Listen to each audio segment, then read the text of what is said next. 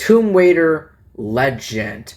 It is described as a reimagining of the series and its protagonist, Lara Croft. Legend details Lara Croft's quest for the mythical sword Excalibur, racing across the world against her former friend, Amanda Everett. Gameplay features Lara navigating linear levels, fighting enemies, and solving environmental puzzles to progress. The DC and GBA versions share the game's story while sporting gameplays adjusted for the platforms. The mobile version adapts locations from the game into on-rails command-based platforming and combat scenarios. So, following the critical failure of Core Design's Tomb Raider: The Angel of Darkness, Eidos transferred development of the next Tomb Raider to American developer Crystal Dynamics, who began production in 2004. The aim was to revitalize the franchise with both the gameplay and Lara herself being redesigned. Lara's creator Toby Gard was brought on board to help with this and was deeply involved with the project. Composer whose name I can't pronounce, designed the music to change during the levels as the player progresses, which is pretty nice. So it was released in 2006. Tomb Raider Legend was widely hailed as a return to form for the series after the technical and critical failure of The Angel of Darkness, developed by Crystal Dynamics. This is the very first time it served as a reimagining of the franchise. Like I said, we introducing a more fluid a fluid control scheme and a refined focus on tomb exploration. So, the game received a lot of, great reviews, great positive reviews across major platforms. It's a successful reboot. Critics praised the game for successfully revitalizing the Tomb Raider brand and reestablishing Lara Croft as a gaming icon. Way to go, Crystal Dynamics. It has a modernized gameplay.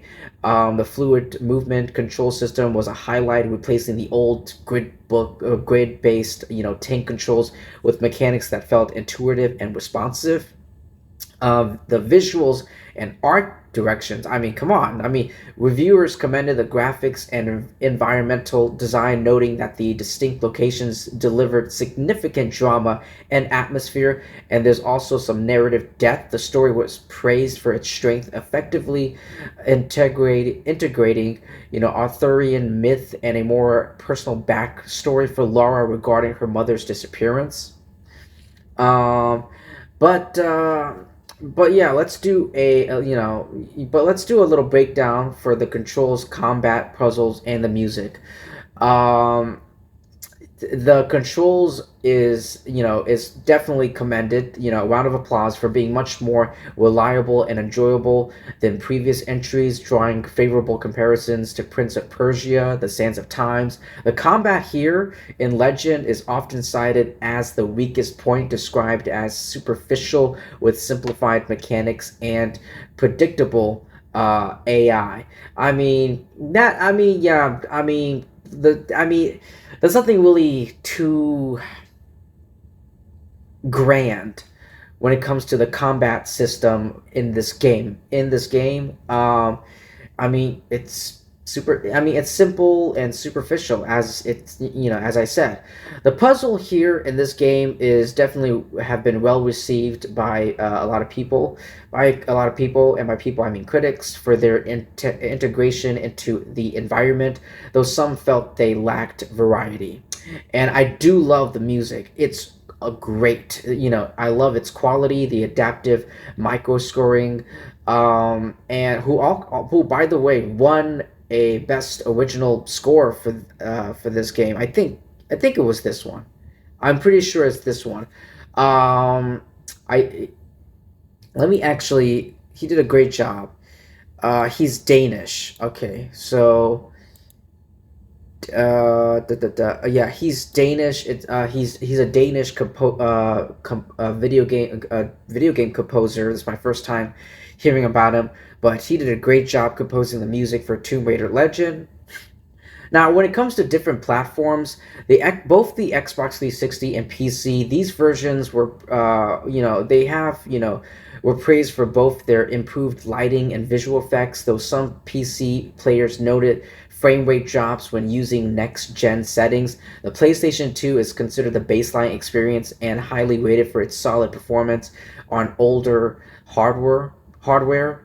And the handhelds, yeah, they had low scores because of due to the limitations, hardware limitations that made the gameplay feel oversimplified or technically compromised.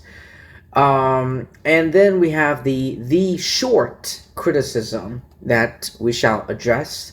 The common complaint among a lot of people, including myself, was the game's short length. While the experience was polished and cinematic, many players, including myself, and I felt this too, and maybe you guys have felt this when you played this game yourself, that they could finish the main story too quickly. I was able to finish this in like 3 hours 30, like 3 hours 30 to like between 3 hours to 30 minutes to 4 hours, to finish the main story, and compared to the sprawling levels of earlier titles. So there's that. So there is that. So for me, if you guys want to, if you guys want to play this game on any platform, I would recommend playing it, um, either on Xbox 360, or like for like the baseline, I would go with the PlayStation 2, like either Xbox 360 or PlayStation 2 if I were you guys. But yeah, like we have the combat is definitely the weakest point of, when it comes to the game, when it comes to the mechanics and, systems and everything. When For Tomb Raider Legend, that's the weakest point, which is the combat system, because it's too superficial. As I said over and over again, it's too superficial, it's too simple. Just shoot. Like, that's pretty much it. That's pretty much the combat. Just shoot. But anyway, but yeah, this legend really helped revitalize the Tomb Raider brand and re-established Lara Croft as a gaming icon. As a, I said it again. I said it once, and I'll say it again. Congratulations, Crystal Dynamics, for being the first one. After core design. After core design, because like core design, like after, like I feel like core design, they intended the Tomb Raider like franchise, this entire series, to be just 1 to 3, and then Eidos Interactive was like kept pushing them, like kept pushing, either push them or convince them or whatever is the actual reason to keep making more. And then we got the Last Revelations, we got Chronicles, the last Revelation, which they had there was no enthusiasm, there was no effort in the Last Revelation. They killed off Lara Croft.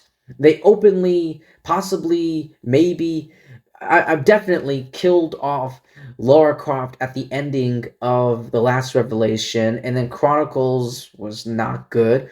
Chronicles was the weakest, in my opinion, the weakest Tomb Raider game in the whole series so far. Angel of Darkness was better than Chronicles, but not as good as The Last Revelation. It was a bold and risky idea, but it got a lot of negative reviews, and I just didn't like it. There were some things that I did like, but there was more cons than pros. But anyway, ladies and gentlemen, I yeah, congratulations for Crystal Dynamics to really knock this out of the park and revitalize this franchise, and to bring it back alive, and to reestablish the character of Lara Croft as a gaming icon. But anyway, that's all I have to say.